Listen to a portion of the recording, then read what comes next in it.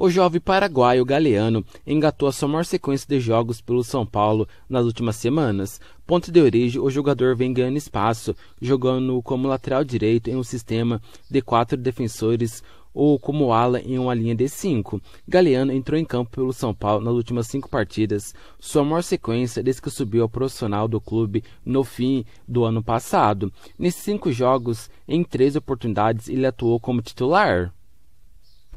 Com a saída de Dani Alves, Igor Vinícius despontou como favorito para dominar o setor direito de São Paulo. No entanto, o jogador sofreu um trauma no olho esquerdo contra o Atlético Goianiense e abriu espaço para Galeano ocupar o seu lugar. Orejuela, outro lateral direito da equipe, também se encontra lesionado com estiramento na coxa esquerda.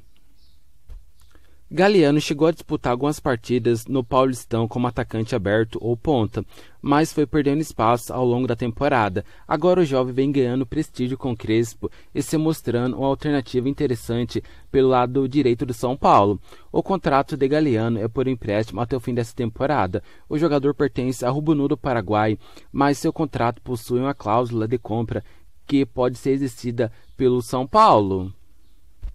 A próxima oportunidade de Galeano entrar em campo pelo São Paulo será contra a Chapecoense no próximo fim de semana pelo Brasileirão.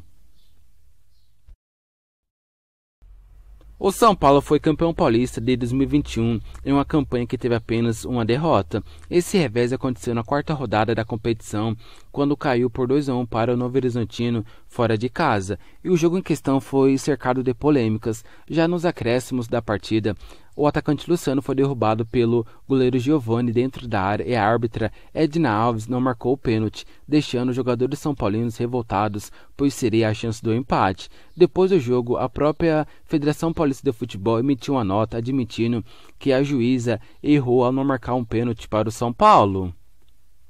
6 meses depois desse episódio, a árbitra Edna Alves resolveu falar sobre o lance. Em entrevista ao UOL, ela admitiu que errou e falou que sofreu demais por muito tempo. Eu não vi, eu falei para o VAR que estava em dúvida, porque não tinha conseguido enxergar. Ele me disse que não havia sido pênalti e eu segui.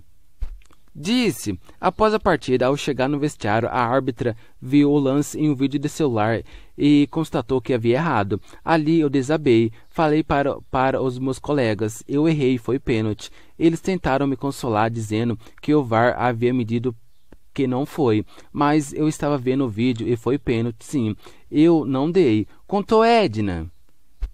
Adriano de Assis Miranda era o juiz responsável pelo VAR e manteve a decisão de campo, não chamando Edna para a revisão do lance. Esse lance me machucou, fiquei deprimida em uma fossa absurda por meses. Precisei de terapia para me recompor naquele dia, e essa é a primeira vez que falo sobre isso abertamente. Foi um erro inadmissível, eu me posicionei mal e não consegui ver. Não gosto de errar ainda mais desse jeito. Assim que encontrei os jogadores do São Paulo depois do jogo, pedi desculpas, mas foi bastante difícil lidar com isso. Finalizou. O elenco do São Paulo recebeu folga nesta segunda-feira após o empate sem gols com o Atlético Mineiro no último sábado pelo Brasileirão. Mas, apesar do dia livre, alguns jogadores do São Paulo compareceram ao Esteira Barra Funda para seguir com seus processos de recuperação de lesão. João Rojas, Igor Vinícius, Orejuela, William, Thiago Couto e Valse trabalharam nesta segunda. Alguns estão em processo de transição e já realizam alguns trabalhos em campo. Outros seguem se limitando a atividades no refis. O São Paulo inicia nesta terça-feira sua preparação para o confronto com a Chapecoense domingo em Chapecó. Para essa partida, o técnico Crespo espera poder voltar a contar com Igor Vinícius, que vem ficando fora por causa de um trauma no olho esquerdo.